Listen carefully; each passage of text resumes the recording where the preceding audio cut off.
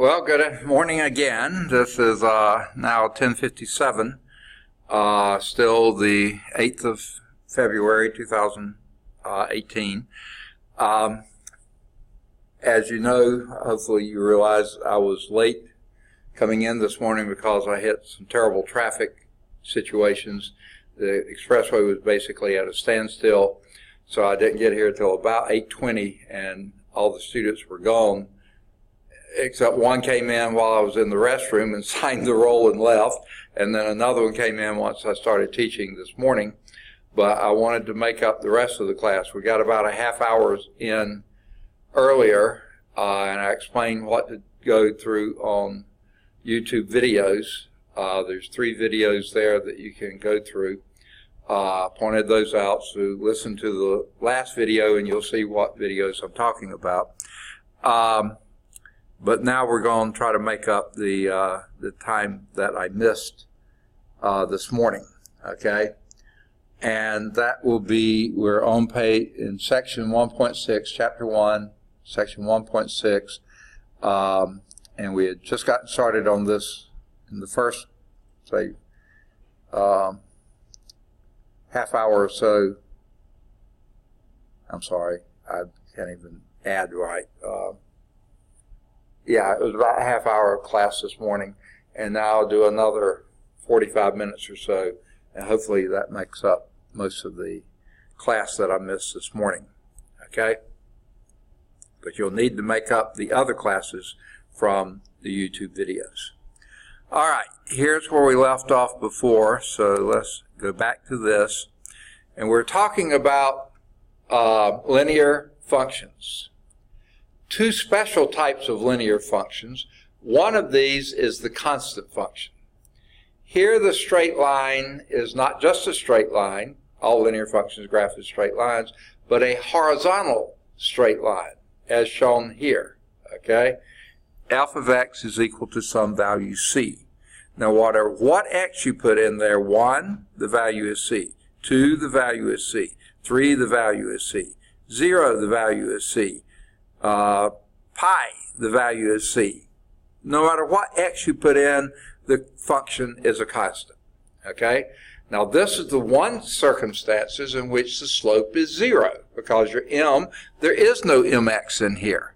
So the slope is 0, and again, this is the circumstance where your range of this function is just the value y is equal to c. F of x is y, y is equal to c. That's the only value in the range of this function. Domain, all real numbers, negative infinity to positive infinity. Range is just y is equal to c, f of x equals c. So that's the constant function. Has a domain of all real numbers, the range only that single value c. Now the graph of the constant function is a horizontal line, shown in this figure, 144. And the identity function, this should be a new paragraph here, the identity function is the form f of x equal x. That should have been on this slide. The identity function domain, again, is all real numbers. For all linear functions, domain is all real numbers. This time, the range is also all real numbers, because if it's f of x equal x, the slope here is 1. And as long as the slope is not 0, your range is all real numbers. So the slope is 1. The y-intercept happens to be 0, 0. Because, again, if you go back here, f of x equal x, that's 1x plus 0. So the y-intercept is 0, 0. The slope is 1. So that gives you your identity function. The graph of the identity function is a line for which each x-coordinate equals exactly the y-coordinate. So it's the diagonal line. You just notice here when x is 1, y is 1. When x is 0, y is 0. X is 2, y is 2. When x is 1/2, y is 1/2. You know, when x is negative 1, y is negative 1. When x is negative 2, y is negative 2. Okay? So you see, whatever your x is, that's going to be your y. Y is equal to x. F of x equal x. That's called the identity function, because whatever your x is, that's identically what your y is as well. always increasing with a slope of +1. All right. Now, we move to the second time. Linear functions, y is f of x equal mx plus b, where m is the slope, b is the y-intercept. Special cases of that, the constant function, the m is 0, and the y-intercept is b, okay, so, or c, the way they described it, just that constant value. The identity function, the slope is 1, and the y-intercept is 0, okay? So let's move to the squaring function. Now this is the simplest of the squaring functions. F of x is equal to x squared. Whatever x you put in there, square it, that gives you your y. Now they call it a U-shaped curve with the following characteristics. I really don't like to call it U-shaped. I would call it a valley-shaped function, okay? Not a V-shape, but a valley shape. It's rounded at the bottom, that's where the U comes from, but a U goes vertically upward. This doesn't. This goes up at an angle, okay? The squaring function. The best name is a parabola, because that's what it really is. The domain of this, again, is a set of all real numbers, and we'll talk about this a little bit later. Every polynomial function has a domain of all real numbers. And linear functions, and squaring functions, and cubic functions, all those are polynomial functions. Now, for the squaring function, the range of the function is the set of all non-negative real numbers. Well, why is that true? Because if you plug in a negative x here, square it, it becomes positive. Plug in a positive x, square it, it stays positive. It never deviates from being positive, except when it's 0. F of 0 is 0 squared, which is 0, but it's never, ever negative. So the range of this function is a set of all non-negative real numbers. Now this function is an even function. Now that's something we didn't mention before. Let's go back here. Notice the identity function. That's an odd function, because when you go from the origin to the right one, it goes up 1. When you go from the origin to the left one, it goes down 1. That's an odd function. Your constant function is an even function. You go to the right one, it's C. Go to the left one, it's still C. It's the same thing on both sides, so that's an even function. Okay? Most of your linear functions are neither. You go to the right one, this is positive. You go to the left one, it's a bigger positive number. It's not the same value, but it's not the opposite value. So that's a neither function. Okay? Your squaring function, however, is always even. Okay? The graph has an intercept at 0, 0. In fact, let's go back to our identity function. It's x and y-intercept is 0, 0. The constant function, its y-intercept is c, y is equal to c. X-intercept, it has none. No x-intercept, unless, of course, that c were 0, and then every point on the x-axis would be an x-intercept, which means they all. Okay? This linear function has an x-intercept at 4, 0, a y-intercept at 0, 4. So generally, it'll have both the x and the y-intercept. The exception for that, when it crosses the origin, then its x-intercept and y-intercept is the same point, 0, 0. All right, so the graph of the squaring function also touches at 0, 0, because you plug in at 0 for x, you get a 0 for y. 0 squared is 0. And that's the only value for which x is 0, only value for which y is 0. Now, looking at the graph here, this is your squaring function. And again, that shape is called the parabola. I don't know why they call it U-shaped. It kind of looks like a U in that it's rounded at the bottom, but it also looks like a valley to me with a rounded bottom at the valley. because the slopes, the sides move up. Now, notice what we say here. The graph is decreasing on the interval from negative infinity, to 0, and it's increasing from 0 to positive infinity. Okay? Now again, those values we're talking about are x values. From negative infinity for x to 0, the y value is decreasing. From 0 to positive infinity on x, the y value is constantly increasing. Okay? Now, this graph is symmetric with respect to the y-axis, which another way of saying that this is an even function, because the same thing that's happening to the right of 0, the function's going up. If you go to the left of 0, the function's going up at exactly the same values. So to be symmetric with respect to the y-axis means that it is an even function. Okay, the graph has a relative minimum, not just the intercept, but a relative minimum at 0, 0. Because it can't ever go negative, because the squaring function is never a negative value, but it reaches its minimum when x equals 0, y is equal to 0. So there's the graph of the squaring function. All right. Next thing we're going to look at are 3 other types of functions. We'll first keep going up in powers. We did a linear function with the exponents always 1. Squaring function, the exponent is always 2, and the cubic function, the exponent will be 3. So let's start with the cubic function, and we're going to actually do all 3 of these, but let's start with the cubic function. The graph of the cubic function, f of x is equal to x cubed, has the following characteristics. Okay, first, domain, because again this is a polynomial function, all real numbers. Positive infinity, from negative infinity to positive infinity, every real value has a cube. So it's domain set of all real numbers.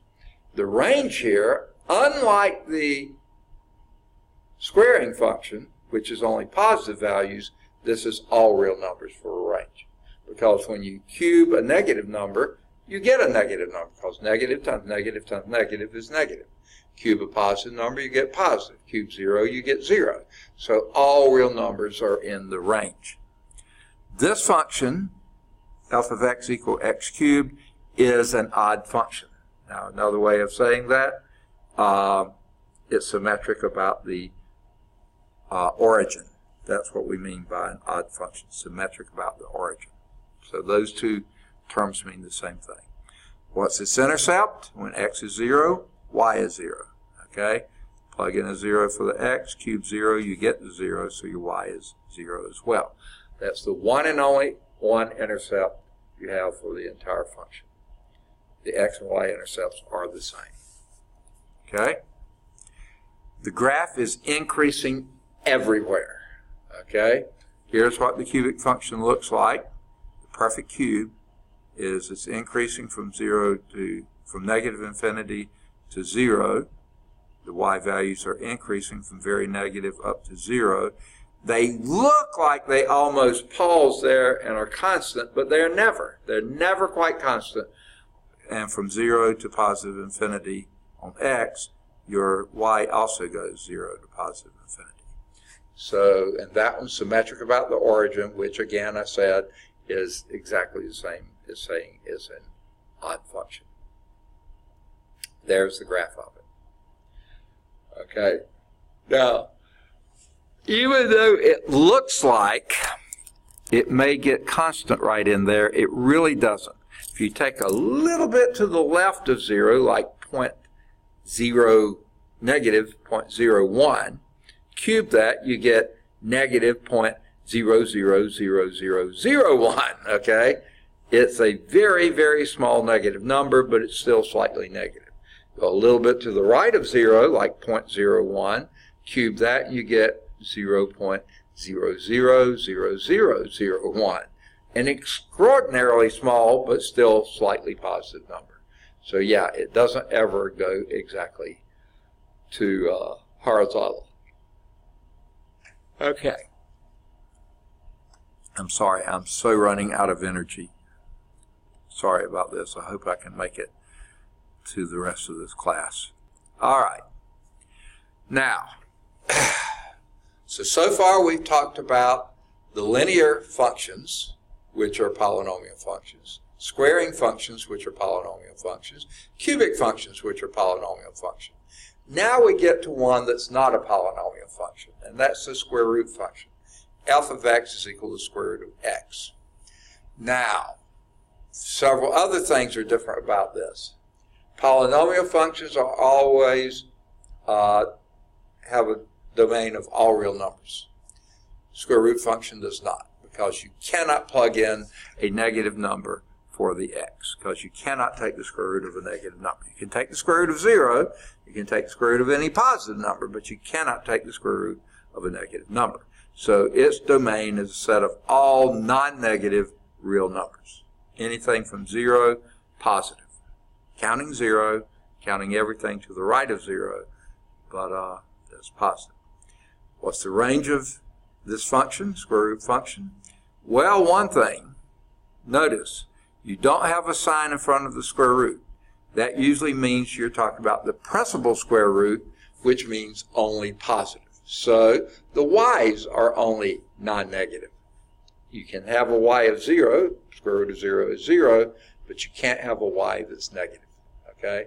The square root of x is the principal square root, which is never negative. Okay?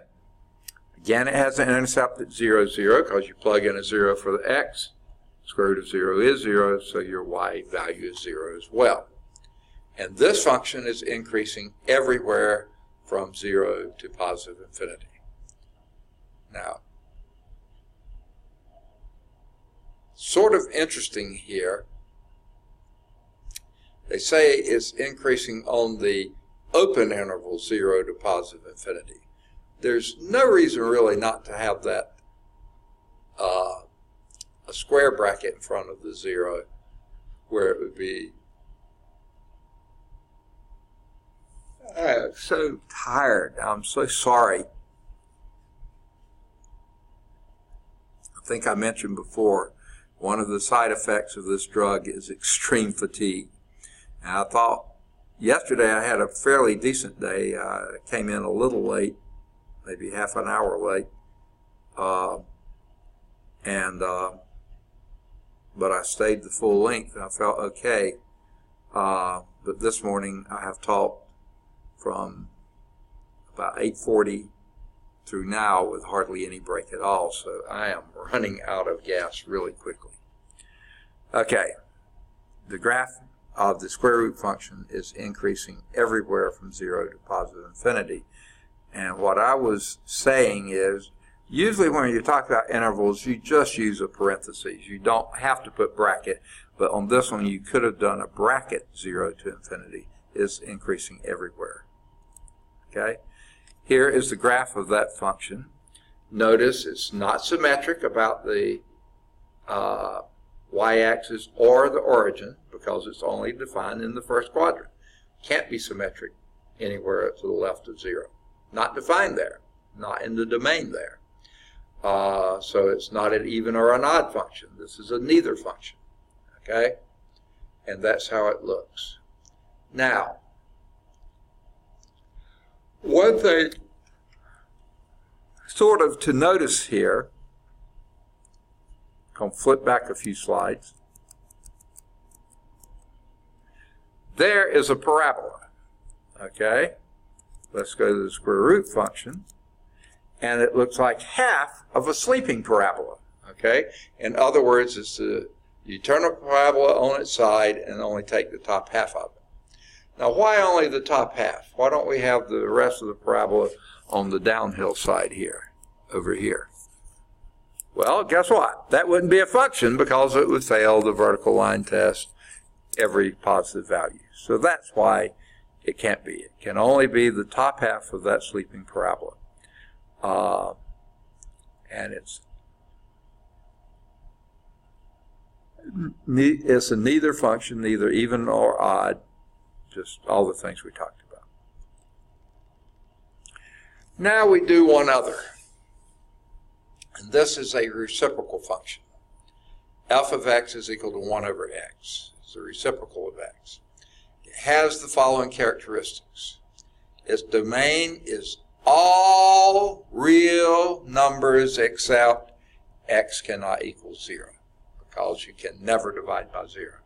So the other way to express that is from negative infinity to 0, open parentheses, and do it from 0, again open parentheses, 0,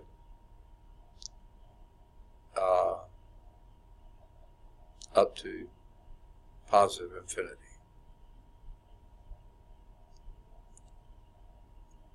Okay. I'm so sorry. I'm going to have to go get something to drink. I had to do this in my last class too. I just don't have enough energy. Let me run get a swig of something. All right, I'm back. Still not 100%. In fact, nowhere close. And I feel like I'm fading fast, but okay. We talked about the fact that the domain and the range, well, no, we didn't. Okay, we just got started here. Well, we talked about the domain.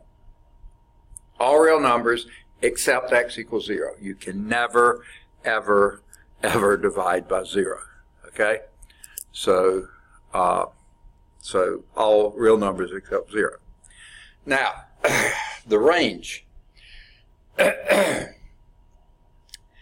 As x takes on, let's start with small positive values, like 0.1. Okay? 1 divided by 0.1 would be 10. If you got even a smaller positive value, like 0.01, 1 over 0.01 would be 100. 0.001, 1,000. Okay? So your range looks like it's going up indefinitely. So it goes to positive infinity. As x gets larger positive, then say x equal 2, f of x would be 1/2, x equal 3, f of x would be 1/3, x equal 4, 1/4, 5, 1/5, and so on. There they're getting closer and closer and closer and closer to 0, but never reaches 0. Okay? So from x not equal 0, but just a little bit positive, you have extraordinarily high values for y, and as x gets larger and larger values, you get extraordinarily small numbers, but still positive, but never 0. Jump across the origin to where x is equal to a very, very, very small negative number, like negative 0.1. Then f of x would be 1 over negative 0.1, which would be negative 10. X equal negative 0.01, that would be f of x, or the y would be negative 100. X equal negative 1,000th, okay, 0.001, negative 0.001. 1 over that would be negative 1,000. Huge numbers. So the closer you get to 0 from the left-hand side, the more negative it becomes. But if x gets larger, tough saying, a very large negative number, like negative 10, this would be negative 1/10. Negative 100 would be negative 100. Negative 1,000 would be negative 1,000ths. Okay? In other words, it's getting closer and closer to 0 from the lower side. The y value is never reaches 0. Okay? So it didn't reach 0 on the right, doesn't reach 0 on the left, so it goes from negative infinity to 0 on the left, and from 0 to positive infinity on the right. Actually, positive infinity to 0 on the right. So its range is identical to its domain. Because that numerator there is a 1, it can never have a value of 0. Because 1 over any number cannot equal 0. Okay, no matter how big or how small, it will never be 0. So that's why you leave off the range there as well. Now this function is an odd function. We'll see that a little bit later. The other way of expressing that is the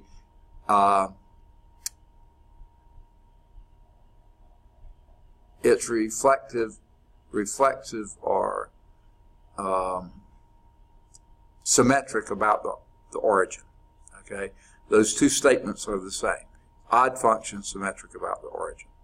The graph does not have any intercepts. X can never equal 0. Y can never equal 0. So it can't have an intercept.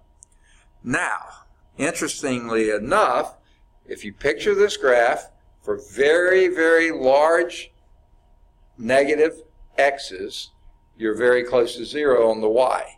As you get closer to 0 on x, you go very, very, very large negative. So that's a decreasing function from negative infinity to 0. But then when you start close to 0, not 0, but close to 0, very close to 0, that's an extraordinary, on the right-hand side, positive values, that's going to be an incredibly large number. And as x gets larger and larger, it stays positive, but it becomes closer and closer to 0. So it's decreasing both to the left of 0 and to the right of 0. It's symmetric with respect to the origin, which again is the same as saying it's an odd function. Here is the graph. This is a reciprocal function, f of x equal 1 over x.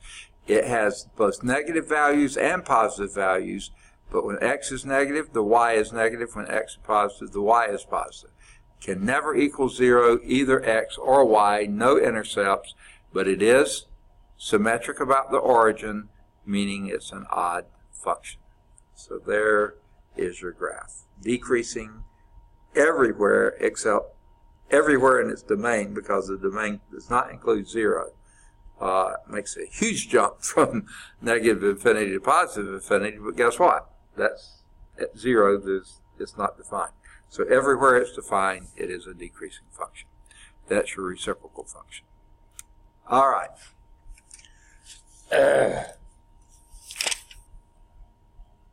This section has more blah, blah, blah with fewer examples than just about any other section we'll hit all the ways. So let's now talk about step and piecewise defined functions. Okay. I hope I can make it. I am so running out of energy. Okay. Functions whose graph represent a set of stair steps are also known as step functions.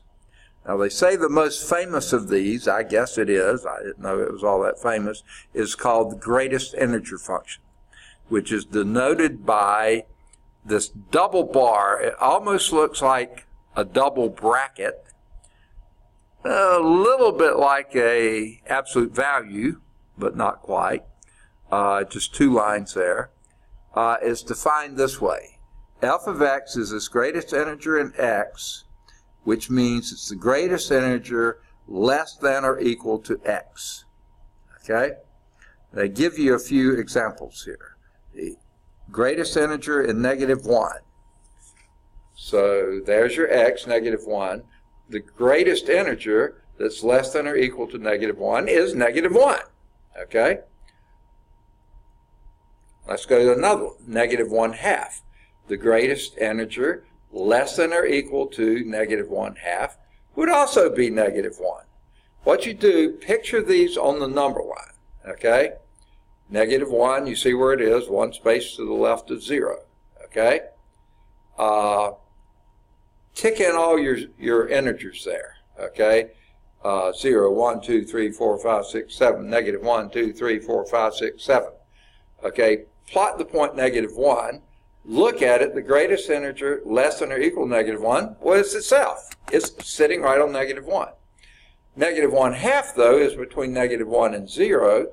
You look at that one, do the greatest integer less than or equal to -1/2. You have to look to the left. Sure enough, it's -1. That next integer there is -1. How about 1/10? Okay, plot that. That is just to the right of 0. So the greatest integer less than or equal to 1/10 has to be 0. 0 is an integer, remember. You haven't made it anywhere close to 1. 1.5, greatest integer less than or equal to 1.5, would be 1, okay? Because, how about 1.9? Greatest integer less than or equal to 1.9, still 1, okay?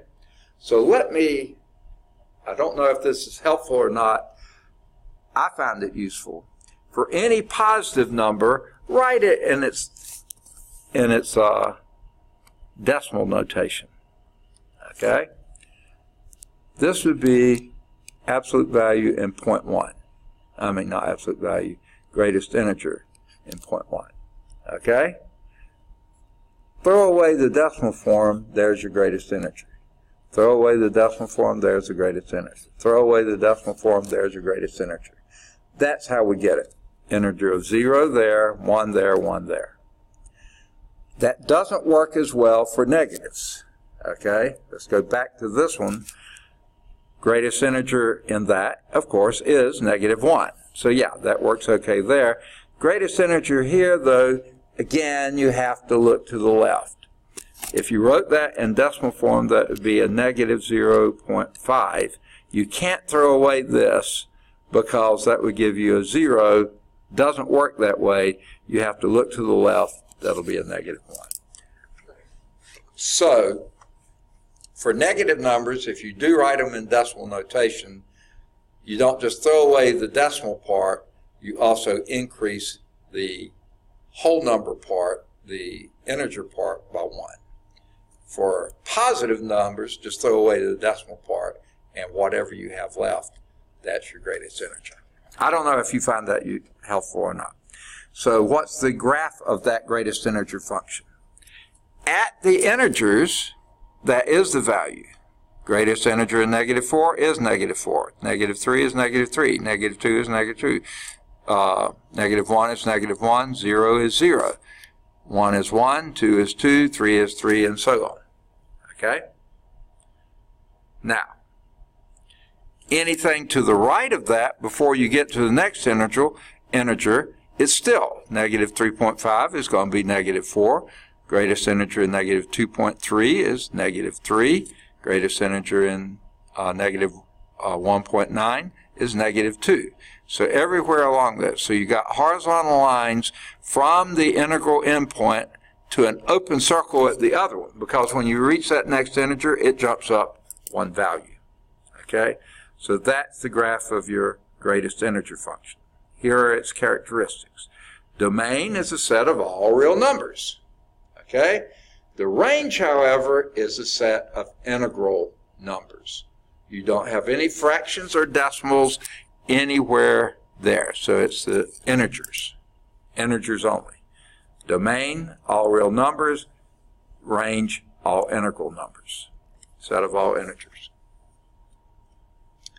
The graph of the y-intercept, the graph has a y-intercept at 0, 0. That's the only place it touches or crosses the y-axis. That's an open circle down there. You don't count that, but that's a closed circle there at 0, 0. The x-intercept, on the other hand, they don't usually talk, oh yeah, it's everywhere on the interval 0 to 1. Counting 0, not counting 1, because at 1 it jumps up to 1. Okay? So the x-intercepts would be infinite number of points between 0 and 1. Counting 0, but not counting 1. The graph is a constant between each pair of consecutive integral values of x. The graph, jumps vertically 1 unit at each integral value of x. Okay? So, the graph is not an increasing function, though it increases at each integral value. It's a constant in between the integrals, but increases at the integers.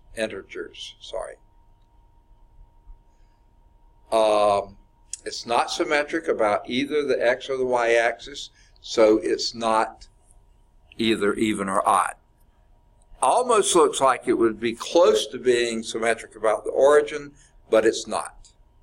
Just a little bit to the right of 0, you're at 0. A little bit to the left at 0, you're at -1. Not opposite of each other, not the same as each other. So it's neither even nor odd, and it's not symmetric with respect either to the origin or the y-axis. All right, so let's do a few of these in example 2. Evaluate the function when x equal -1, 2, and 3/2. Oh my goodness, I'm tired. Basically exhausted is what I feel.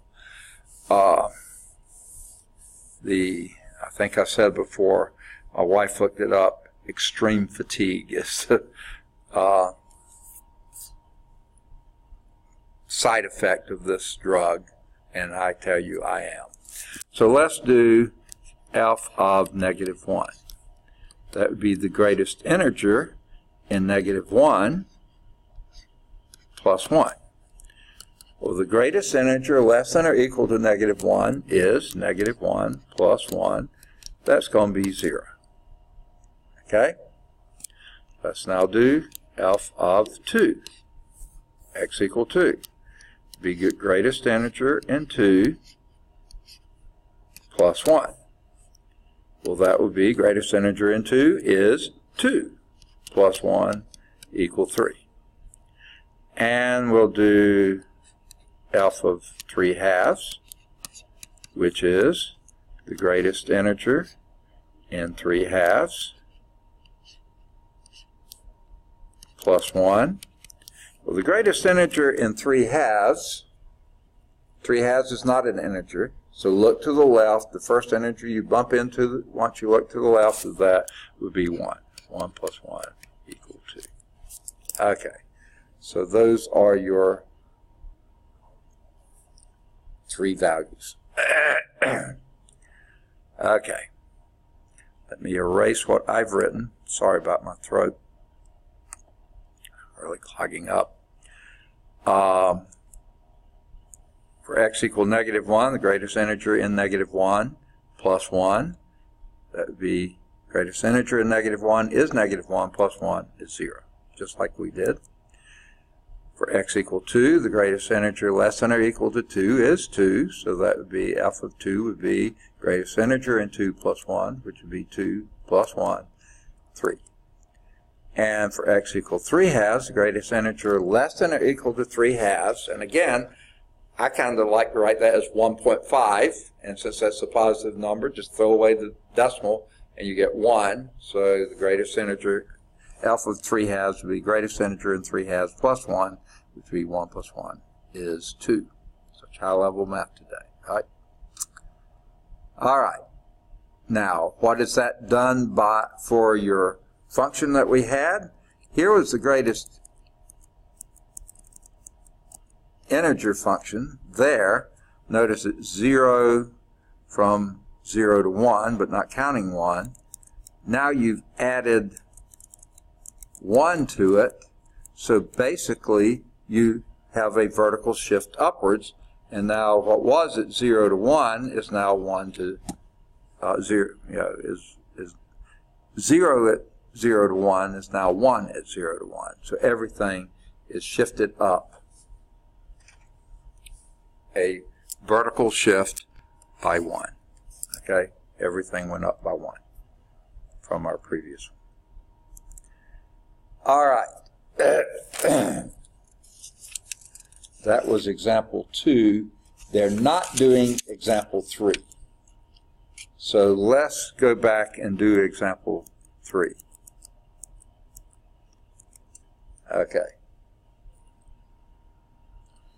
And the LarsonPrecalculus.com has a interactive version of that type of an example. Not all the examples have that, but occasionally they do. Okay. So, example 3. Sketch the graph of this function. F of x is equal to, it's a piecewise defined function, not a step function, not a greatest integer function, just a piecewise defined function. And here's how you define it. 2x plus 3. That's any time x is less than or equal to 1. it's minus x plus 4 anytime x is greater than 1. Okay? Sketch the graph of that. All right. Let's tick off a few points here. 1, 2, 3, 4, 5, 6, 7, 8. Negative 1, 2, 3, 4, 5, 6, 7, 8. Positive 1, 2, 3, 4, 5, 6, 7, 8. Negative 1, 2, 3, 4, 5. Okay, I don't think we'll need to go any lower than that. All right, sketch the graph of it. Now, first you notice your portions of your domain. We have x's less than or equal to 1. Okay? And then we have x's greater than 1. Okay? So let's define the first one that way. For the less than or equal to 1, that's the top function, that's 2x plus 3. That's not going to be too hard to plot because that's a linear function. Okay? 2x plus 3. A y-intercept of plus 3, so that's going to be right there because that is in that part of the domain, and a slope of 2, which is up 2 for every one that it goes to the right. And that's going to be included there because 1 is included. It also goes down 2 for every one it goes to the left, down 2 for every one it goes to the left, down 2 for every one that it goes to the left, and down 2 for every one it goes to the left. My graph isn't too great, but it's basically something that looks like that. Okay. Now, what do we do about x greater than 1? That's also a linear function. Now, here's the trick I use. Okay? Notice x is not equal to 1, but it's everything just past 1, like 1.1, 1.01, 1.000001. Not x equal 1, but x anything greater than 1. So what I usually do is go on and plug in x equal 1. It can't equal 1 because that's not in the domain, but what would happen if you did plug it in? That would be a minus 1 plus 4. That would be 3. Okay? So 1, 3 would not be on that. Okay? So that's an open circle right there. Okay? Because 1 is up here at 5, because 2 times 1 is 2 plus 3 is 5. It's not down there, but that's where it would have been. And it would have had a y-intercept of plus 4. 1, 2, 3, 4, but it never got over here, okay? And it would have a slope of minus 1. So just continue here and go down 1, right 1, down 1, right 1, down 1, right 1, down 1, right 1, down 1, right 1, down 1, right 1, down 1, right 1, okay? So there is the right-hand side for x greater than 1. Notice you can't have a solid circle there or a dot there at 1, but you can get right up to 1. Just leave an open circle there. Okay? And if you look at your text, you see that's what you got. The left-hand side of that, the piece that's to the left of, and counting positive 1, that is a slope of plus 2 and a y-intercept of 3. To the right of 1, but not counting 1, have an open circle where 1 would be if you could put it in there, open circle there, and then everything else is colored in from there on. That's the slope of minus 1. Okay? So there is example 3.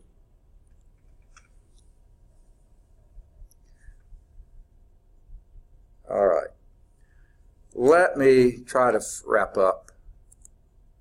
This is example 2, so we're through with it. All right. Let's wrap up and do our parent functions. This is just a review of what we've already done. The 8 graphs shown below represent the most commonly used functions in algebra.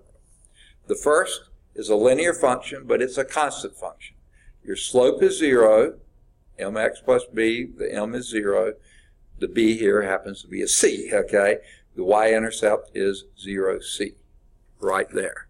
And it's constant, it's always c, not just at the y-intercept, everywhere.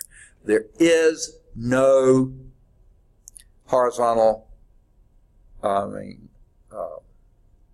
x-intercept, none.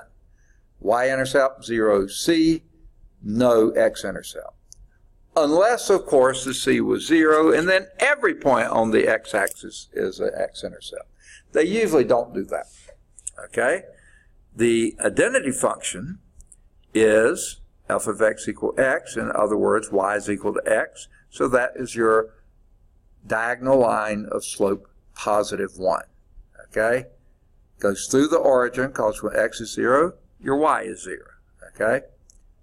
Now, we didn't go over this one in class, okay? Let's go back up a moment. The constant function is an even function. Whatever is happening on the right of 0 is happening the same thing on the left. The identity function is the odd function. Whatever is happening on the right of 0 is the opposite of what's happening on the left of 0. The absolute value function, on the other hand, which we didn't do, but they're showing here, the definition for this is a piecewise defined function. F of x is equal to x for any x is greater than or equal to 0, and minus x for any x less than 0. Why is that true? Because the absolute value function is always, always, always positive. Domain is a set of all real numbers. The range, though, is a set of positive or non-negative real numbers, okay? Because whatever you feed in, if you feed in a negative number, take the opposite of it, negative x, and that gives you your absolute value. Feed in a positive number, it's just x, okay? Now that one I would say is a V-shaped function. Notice it's continuous, well, I haven't given those terms yet, continuous at the origin, but not smooth at the origin, because it has got a definite point there. Next is your square root function. They haven't shown the cubic function yet. They'll get to that one. The square root function, they haven't even shown the squaring function. Square root function is half a sleeping parabola, domain all non-negative real numbers, range all non-negative real numbers.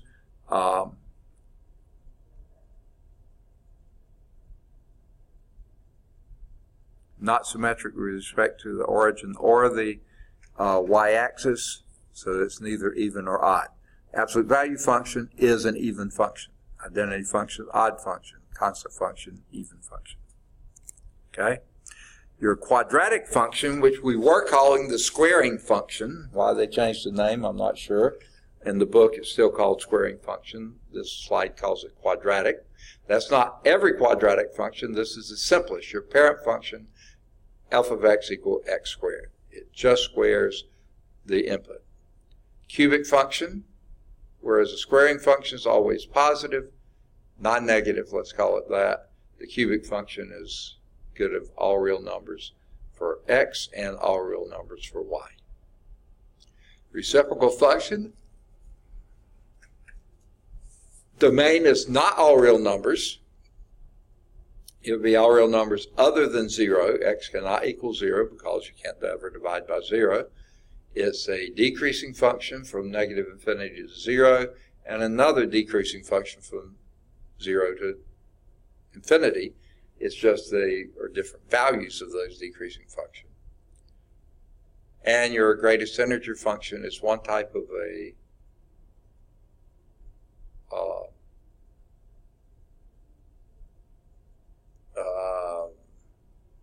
piecewise defined function, I guess you would say. Familiarity with these basic characteristics of these simple graphs will help you analyze the shapes of more complicated graphs, in particular graphs obtained by, from these graphs by the rigid and non-rigid translation. Okay. That's it for 1.6. I'll leave it to you to do the vocabulary. Oh, let's just go over it quickly. In exercises 1 through 9, write the most specific name for the function. Number 1, alpha of x equal, reading it is going to give you that name, greatest integer in x. That's the greatest integer function. Number 2, alpha of x equal x. That's the identity function. Number 3, alpha of x equal 1 over x, reciprocal function.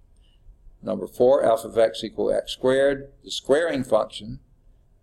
One place on the slide they call it a quadratic, but more precisely, squaring function. 5, alpha of x equals square root of x. It's a square root function.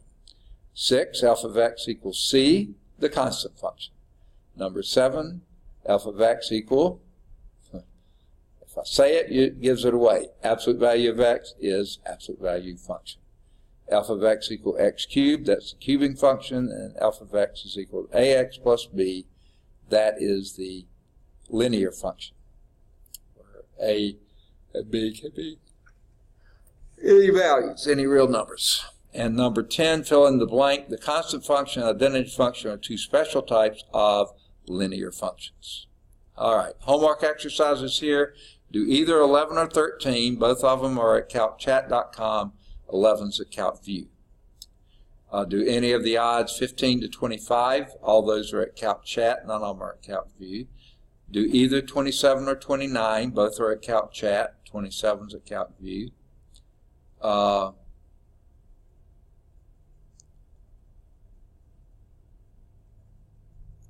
Do either 31 or 33. Both of them are at CalcChat. 31's at CalcView. Any of the odds 35 to 39. All those odds are at CalcChat. 35's at CalcView. Do number 41.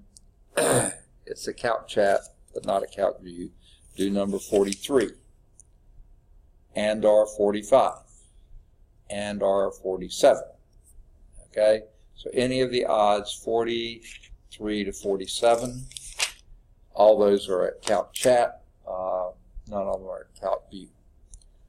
And then there's some true false, 49. You can do that one if you'd like.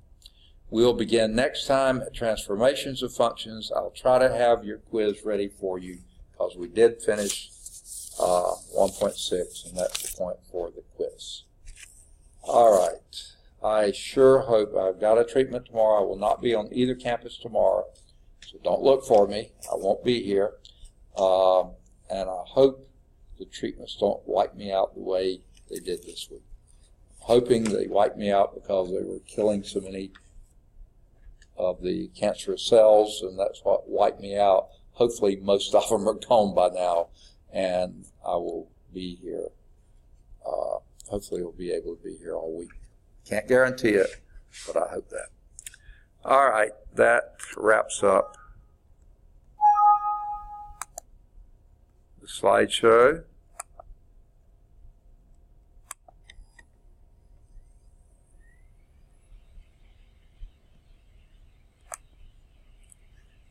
Okay.